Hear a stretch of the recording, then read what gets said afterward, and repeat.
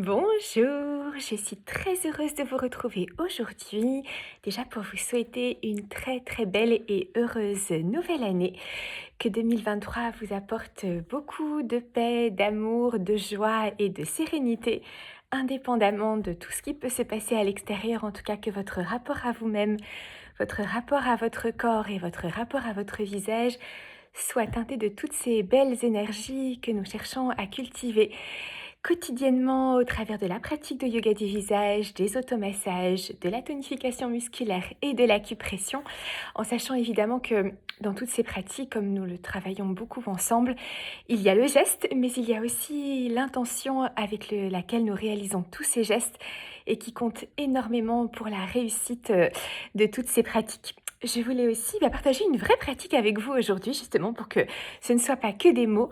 Une petite pratique avec le gua sha et avec une petite huile, qui est inspirée de ce que je vais faire avec vous dans la formation qui aura lieu en ligne les 21 et 22 janvier, qui est donc une formation spécifique sur l'utilisation de la médecine traditionnelle chinoise pour la beauté, notamment avec l'utilisation du gua sha. Un peu renouvelé, un peu différente des usages que nous voyons habituellement en drainage lymphatique, en lissage de rides, en tonification, avec une dimension davantage énergétique puisque comme nous le savons, notre visage est traversé par de nombreux méridiens. Il est aussi le reflet de plein de zones réflexes qui correspondent à nos organes vitaux. Et quand on le touche avec le gua sha, on peut bien sûr améliorer sa tonicité, son éclat, etc. Mais c'est surtout dans ces disciplines en travaillant finalement sur l'énergie vitale qui traverse les méridiens de notre visage en lien avec les organes. Et parfois, ce dont on s'aperçoit que c'est que finalement, c'est aussi en travaillant sur le corps et à certains endroits stratégiques du corps, notamment sur certains points d'acupression et selon certains circuits de méridiens, que l'on peut avoir un impact très intéressant sur le visage. Alors cet impact est d'autant plus intéressant que sur un visage mature, eh bien c'est vrai qu'on se sent de moins en moins de marge de manœuvre parce que la peau est fragile, que finalement on a peur de trop tirer dessus, on sent bien que finalement des massages qui peuvent être très bénéfiques quand on est jeune le sont moins quand la peau est plus mature puisque elle a moins de résilience à la pression, à l'étirement. Et dans ce cas, travailler sur des zones plus distantes énergétiques peut permettre vraiment d'avoir un impact magique sur le visage. Magique. Je ne sais pas si c'est magique, mais en tout cas réel sur le visage. Alors, je vais me munir de ma petite huile UH. Je vous en ai beaucoup parlé. J'ai eu de très belles collaborations avec la fondatrice de UH, Hélène, et avec ces petites huiles qui sont, donc vous connaissez mon goût pour la prune, donc là c'est sur une base de prune avec du CBD qui a aussi des grandes propriétés anti-inflammatoires et décontractantes, que ce soit par voie orale comme par application locale sur la peau. Et puis mon gua sha de Santara. Donc là, j'ai pris le gua sha corne avec les trois petites ailes et puis le côté dentelé. Donc, vous pouvez le faire bien sûr avec n'importe quelle huile et n'importe quel gua sha, voire tout simplement avec vos mains, en utilisant peut-être plutôt vos articulations que finalement le bout des doigts pour avoir une pression un peu plus intense. Donc, quelques gouttes que je vais déposer sur le front et les tempes, puisque ce sont sur ces zones que nous allons faire la petite démonstration. Alors, je vais d'abord prendre le gua sha avec les trois ailes et ça tombe très bien parce que dans ce massage énergétique, on va distinguer justement trois lignes au niveau du front. Et donc avec le gua sha forme corne, on a ces trois lignes et je vais donc faire des petits mouvements circulaires tout en me déplaçant doucement le long de la ligne du front. Donc vous voyez là effectivement, je n'ai pas la position habituelle bien à plat que l'on a pour les drainages lymphatiques, mais je n'ai pas de pression excessive et puis je suis dans des petits mouvements très progressifs, circulaires. Et je vais le faire 3 fois. Et bien sûr, tout en respirant profondément.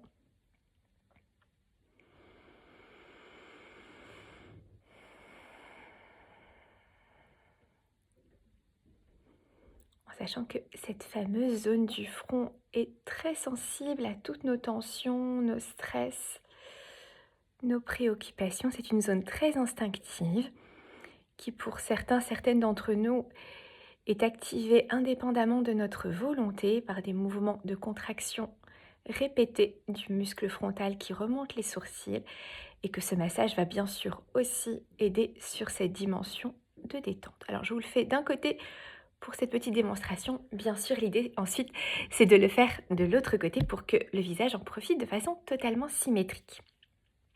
Maintenant, on va se placer ici, au niveau de la ligne des cheveux, et on va faire ces petits mouvements circulaires le long de la ligne des cheveux. Et on peut redescendre jusqu'à la tempe. 3 fois. Respirez bien. Alors vous devez sentir que sur cette zone, il y a des creux et pas vraiment des bosses, mais en tout cas des zones qui ne sont pas dans les creux et qu'on passe avec le gua sha dans toutes ces zones.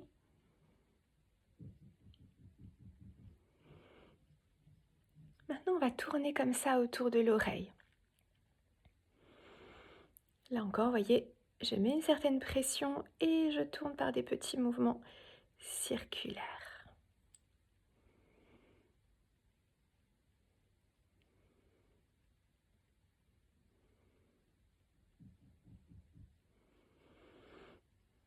Tout en respirant profondément. Dernière fois.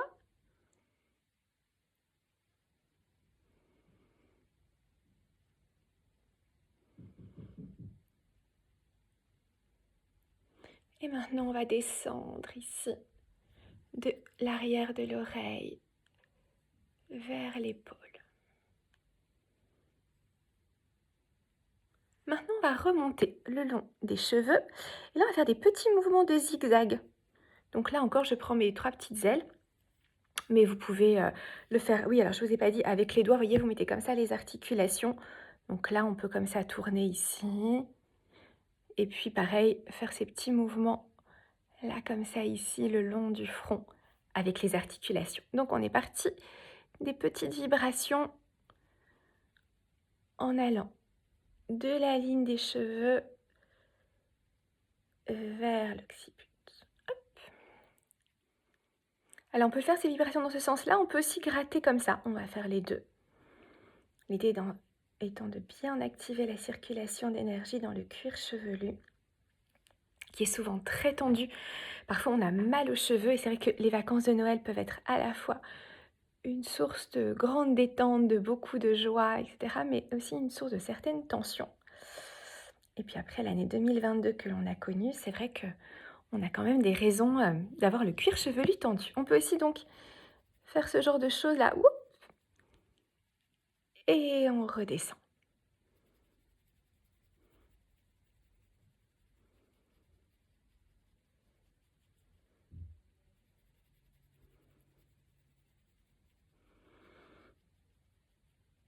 Et puis maintenant, on va s'arrêter ici. Et là, on va faire des petites vibrations sous l'occiput, en allant de l'oreille vers les cervicales. On peut aussi appuyer avec les 3 petites ailes et faire des petits mouvements circulaires tout en respirant profondément. Et enfin descendre le long de la nuque.